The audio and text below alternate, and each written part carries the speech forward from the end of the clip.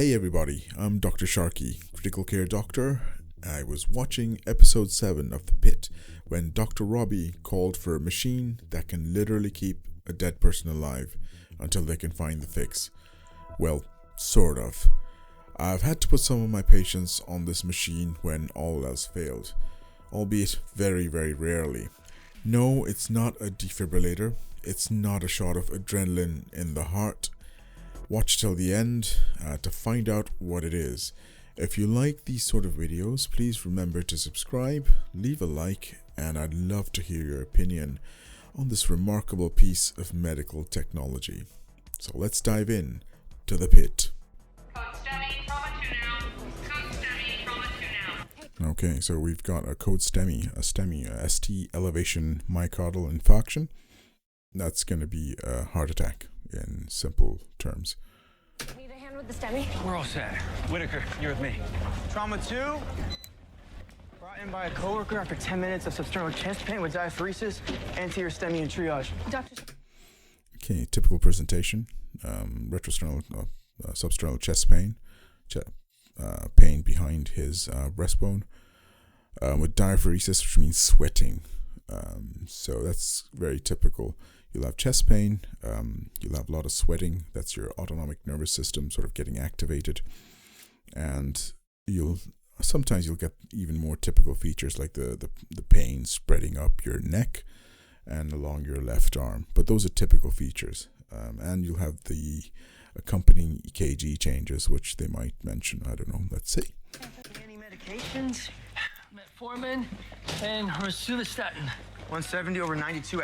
He's taking metformin and rosuvastatin. Now, you can learn a lot just by asking them what medications you take. Sometimes when we get patients who have no history, they may be unconscious, they're not talking, and we don't have them on the system.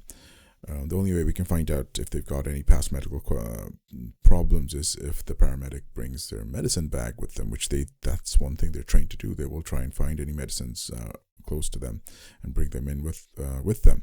And then you can see what medications they're on, and sometimes and that'll tell you what disease they're on, whether they have high blood pressure, heart disease, diabetes, they have epilepsy. And even the dosages of the medications that they take will tell you how severe their condition is. So they said metformin and rosuvastatin. So metformin is a diabetic medication, and rosuvastatin is a cholesterol medication, basically. So he's diabetic, and possibly he's got high cholesterol. Both are risk factors for a heart attack. 324 chewable aspirin supplement nitro Q5 times 3. Cath lab is standing by and ready. Harvey, if we get you up to cardiology, they can open your blocked artery. We can stop this heart attack. So they're giving him some medication, some aspirin, and another medication for preventing the clot from extending in his coronary arteries. So his heart attack is due to the fact that the blood supply to his heart is getting shut off because of a blockage in one of the blood vessels supplying the heart. Yeah, surprise, surprise, the heart has its own blood vessels supplying it. They're called the coronary arteries, hence the term having a coronary. You think the heart is pumping blood, so it doesn't really need any extra blood supply, but the outer layers of the heart and the heart muscle itself needs a separate blood supply. So they're going to give him some aspirins, probably some clopidogrel or something similar, which are called antiplatelet drugs. And platelets are needed for making blood clots, but right now the blood clot is causing the problem, so they're going to try and stop that clot from getting any bigger. And the next step is to take him to the cath lab. So that's the cardiac catheterization laboratory. That's where the cardiologist will stick a big ass wire in one of his arteries, either in his groin or in his wrist, and that wire is going to go all the way into his heart and into his coronary vessels, and they can inject stuff through it, and they can put a stent in using that wire and open up those coronary arteries. So that's what they want to do now, get him stable enough to go to the cath lab. But knowing this show, I don't think that's gonna happen, or it won't be at least that straightforward. But let's look. Let's not anticipate anything. Anyone got a score for the Pirates game? You're up by 2 at the bottom of the first. Question hit Apple Taco. Clutch. Is there anybody we can call? My wife died a year ago. I guess today's the day I'll be joining her. Oh, I appreciate that sentiment, but that is not part of our plan. No murmurs, radio pulses are symmetric. V-Fib. That's a good question.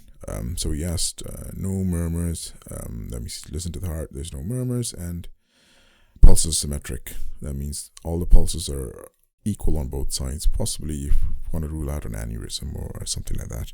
But it looks like, there we go, we've run into our first plot point of the day. He's gone into V-Fib, ventricular fibrillation. So essentially he's gone into cardiac arrest. And you can see the beginnings of that on the monitor.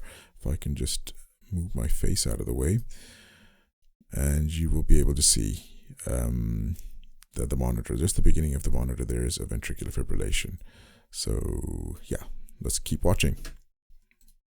Whitaker, chest compressions, Sharky 200. Chest compressions, gotta start. I think Whitaker's got some bad PTSD from the last one. Let's back him on 100%. Set up for intubation. Charge. Okay, they're charging up. And clear. So V-Fib is a shockable rhythm. Compressions, let's get him on the Lucas. Oh, shit. Still V-Fib. Epi and amio. One of Epi's in. Double sequential defibrillation next. Oh, good. Double sequential defibrillation. Never really used that. I haven't used it at all, really. Maybe once or twice, if I can remember correctly. So they're going to do 2 shocks in sequence. 1 shock, and then soon after that, another shock. There's a mechanism involved where some of the heart muscle cells will be more amenable to the second shock, and they will switch back into a normal rhythm. They might explain it. Let's see. Right sternal border, apex. The theory is that the first shock lowers the defib threshold, so the second shock has a better chance of converting into fibrillating myocytes. Oh, that's good. Nicely and simply put. All right, Whitaker, if he's pulseless, we clear and then shock. I go first, you hit it as fast as you can. I got it. Charging both to 200. Charged. Pause compressions. No pulse on the A line. Clear for the 1-2 punch. Clear. Resuming compressions. How's our helmet? So yeah, it didn't work. It's never worked for me either. I'm surprised they got an A line in so quickly, an arterial line, but that's, I guess, artistic license for that. You wouldn't really be looking to put lines in while the cardiac arrest is going on. One, there's very little output. And if you already got decent IV access, just use that. And in old school, if you've seen my Robocop video, you'd see them sticking a needle of epinephrine directly into the heart. Not really done anymore. It's not part of the protocols. But yeah, he had time to put an A-line. But yeah, the double sequential shock obviously hasn't worked. So what are they going to do next? Give him the prerequisite epinephrine. They'll have to give something else called amiodarone, which is an antiarrhythmic drug. After every 3 shocks, I'm not sure which protocol they're following. But yeah, let's see. We got one more. Activate ECMO. Oh, okay. Drop in APG, prep the FEMS, Cordis introducer. Okay, they're going to go straight for ECMO. It was really great. Actually, in this situation, it would be useful. ECMO. What is ECMO? Extracorporeal membrane oxygenator. It is essentially a cardiopulmonary bypass machine that will help keep the blood oxygenated and take over the functions of the lungs and partially of the heart itself as well. It'll give the heart some time to rest, essentially, so you can have a stable patient and go to the cath lab and get his stents put in or whatever. Because while the patient's in cardiac arrest, you cannot treat the clot in his coronaries until he's stable enough. And obviously when he's cardiac arrest, you can't. But to treat the cardiac arrest, you got to get the clot out. So yeah, it's like what comes first, the devil's chicken or the devil's egg. So the ECMO is great, and not every hospital has it. So I'm thinking this is kind of a big sort of teaching hospital. So they've got an ECMO unit. In my hospital, we don't have an ECMO unit. No. So this was very useful during COVID. And you got patients whose lungs are absolutely just been destroyed by COVID. and there's no matter what we used to do to try and ventilate them, we put them on all sorts of fancy ventilator modes. We used to prone them.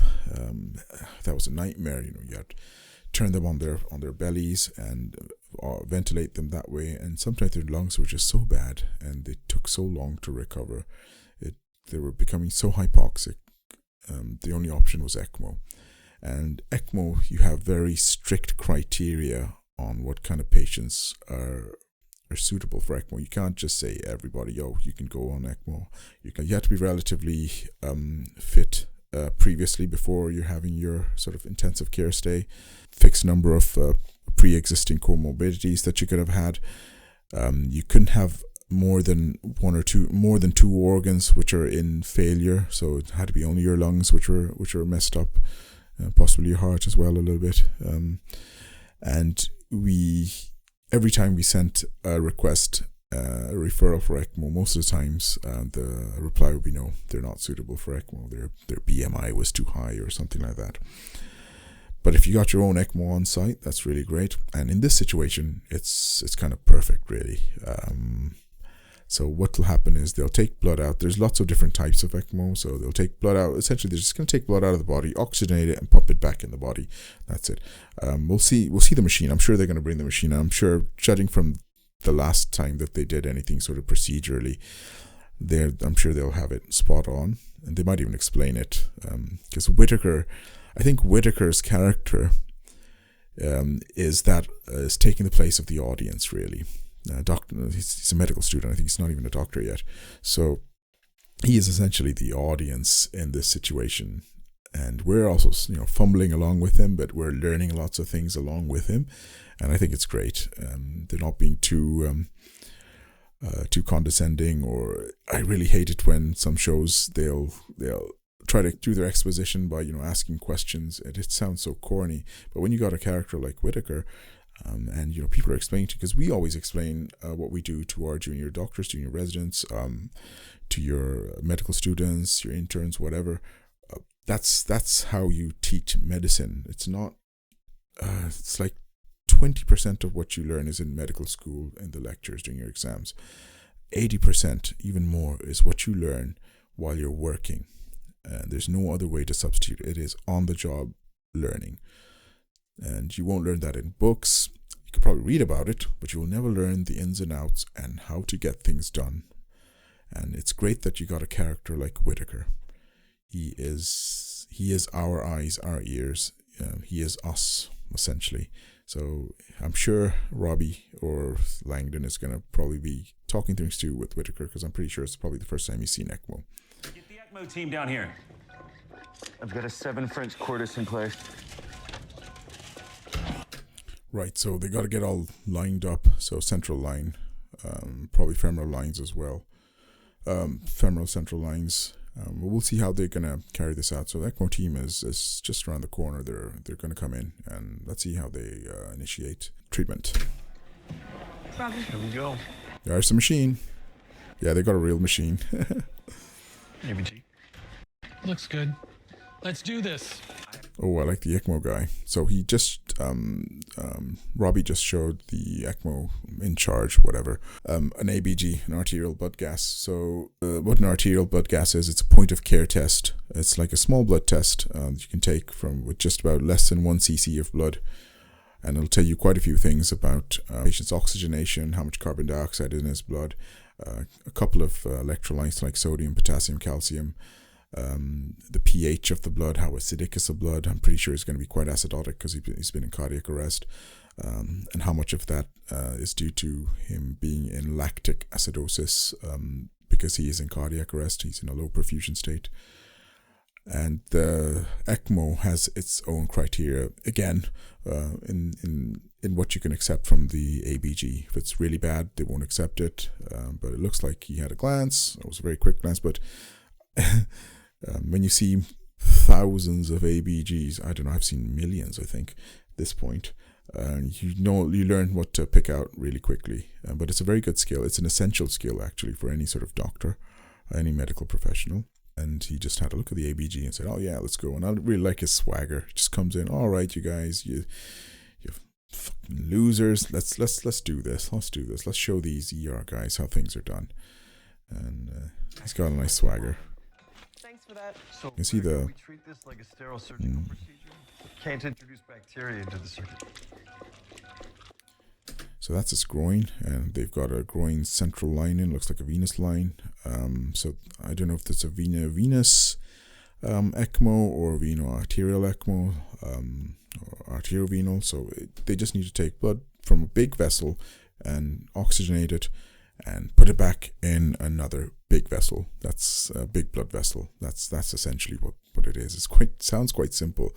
It is quite a complex and a demanding procedure. He'll get a garden hose coming out of the vein at the right leg that flows into the ECMO machine for oxygen. He gets pumped back through a second hose into the left femoral artery. Oh, there's a big-ass guide wire. We love guide wires. Thank you, Dr. Seldinger, for making life easy. These guys are impressive. The ECMO does all the work. Oh, very nice. So that they only showed that the needling bit for like less than a second. That's what I love about this, and it's very nice. He's using a needle and an ultrasound to see where that needle is going in, to make sure you've got the right blood vessel when you're putting that wire. So he's using a needle to introduce the guide wire, but you don't know where that needle is going. You can use your anatomy, but we're using ultrasound, so you can actually see where that needle is going. And he's holding it really nicely. It's got the probe cover on and everything. It looks so authentic. And the thing I love about it is it's not even there for a second. You'd miss it. And that is really good. The producers are taking a lot of effort. It's great. The neck, they'll want that. Got it. They keep dilating. Nice. So it takes the largest catheter. Why didn't we try ECMO on Mr. Milton, my gallbladder guy? Good question. I'm sure Langdon will explain it. I think we already went through this before. Why wouldn't they accept the previous guy that Whitaker was trying to resuscitate for ECMO? No, you need CPR within 5 minutes and an initial rhythm of V-Fib, VTech, or PEA. Which he had none of. No.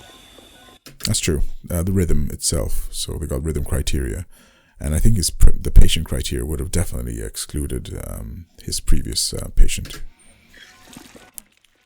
First line's in implant. Oh, very good. Very good. So they got 2 lines. So I think they're going... Is it veno-venous or veno-arterial? I won't know until I see it a bit closer. So they got 2 lines. Maybe I should move my head out of the way. So you've got 2 lines. These are essentially his thighs. And you've got a line going into one groin and a line going into another. So I'm thinking it looks very dark, possibly venous, but then again he's in cardiac arrest, so even his arterial blood might be very dark. But it's pretty cool. Let's keep watching. 2 catheters have to get attached to the ECMO lines with no air bubbles. You see what's happening? Good to go. Circuit on. Clamping. So they've connected both ends. Venous blood out the right femoral into ECMO for oxygen, then pump back into the left femoral artery. Oh, nice. So it's a veno-arterial ECMO machine. Okay, so we'll pause here, and I'm gonna get you a diagram. I'll quickly explain it. Okay, so this is really quickly. This is the ECMO in its most simplest form. So this is your patient, the guy who had the heart attack. That's his heart. These are the major blood vessels going in and out. So I'm not going to go through all of that. But over here you got your inferior vena cava. It splits iliac veins, IVC, iliac veins, femoral vein, etc. And this is your descending aorta, your abdominal aorta, and that splits into iliac arteries and femoral arteries. So the point of exit for your blood that you want to take out of the body is from the femoral vein, and that's the first line that I think Langdon put in, and that was all ready. So that will go in, and they've got another line into the femoral artery on the other side. So you got your vein bring your deoxygenated blood or your waste blood, and it's going to go into the ECMO machine where it's circulated and it's oxygenated, and then you'll have your oxygenated blood returning back and going into the femoral artery where it can go into the leg and then improve the overall oxygenation, etc. So this is going to essentially take the place of the heart and the lungs, which are not shown here. That's the most simplest explanation for what an ECMO does, and it's a life-saving device. But it is just a bridging device. You can't stay on it forever, and you get all sorts of complications by being on ECMO for a long time anyway. So yeah, cool. Let's keep watching. Dr. Lucas, What's the map? 74. Excellent. Oh, very good. What's the map? What is the map? It's a mean arterial pressure.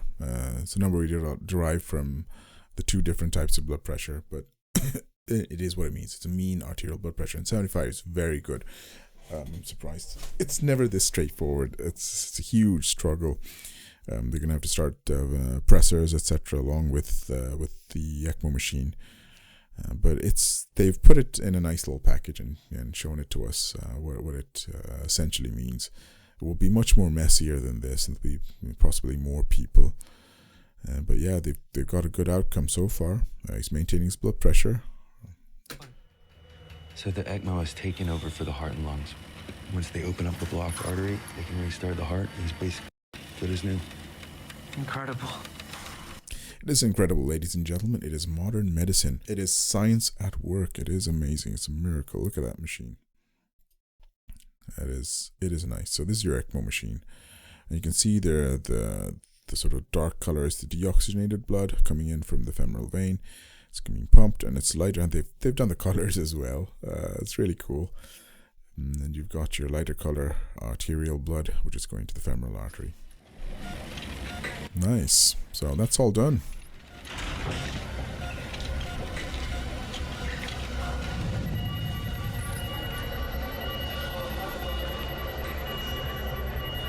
Oh, he's having a flashback. We wait. We fucking wait. A 12-year-old needs this. He's been on the ECMO for 17 days. 17 days? Oh, Robbie, that's bad. You can't keep an ECMO for 17 days. So that's a flashback. Oh, well, I'll have to watch the whole series properly to understand what was going on. But yeah, that was really cool. You saw an ECMO machine in action. Life-saving. It will save your life in a situation like this. Anyway, good, cool. I hope you enjoyed this. I really love watching this. I don't have the time. I'm working full time, so it's nice to break down things like this. And if there's any other topic that you'd like me to break down, or any other movie, any other scenes, feel free to leave me a comment. And if you like this sort of thing, give me a subscribe. I like to see my subscriber count growing. It's nice to see people interested in these sort of topics. It is very, very encouraging with what's going on in the world today. Okay, stay healthy, stay safe, and I will hopefully see you in the next one.